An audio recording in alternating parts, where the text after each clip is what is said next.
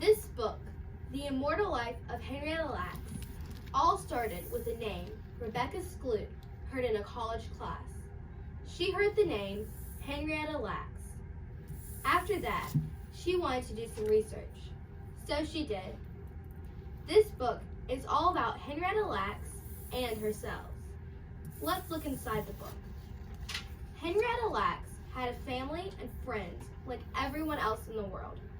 Then she got sick, very sick. She had cervical cancer. The doctors at Johns Hopkins, the only hospital that would treat African Americans at that time, tried to help her, but she ended up dying. While the doctors were working on her, they took some of her cells to study them. The problem with that is that they didn't have Henrietta's consent.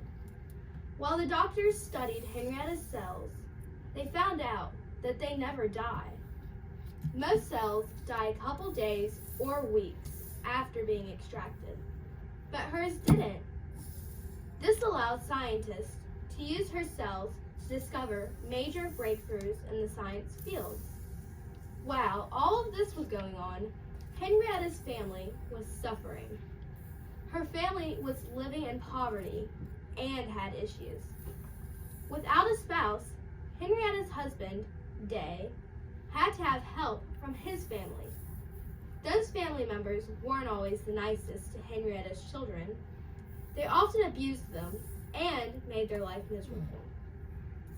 When the kids grew up, it wasn't much better.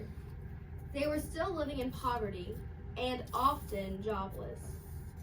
When reporters started coming to talk to the Laxes, they were confused. They didn't know anything about their mother's cells and what they did. The first thing that came to mind was that there was a lot of money involved. So, Henrietta's children started to make the issue known. What will happen now? I'm not going to tell you. You'll have to read the book yourself.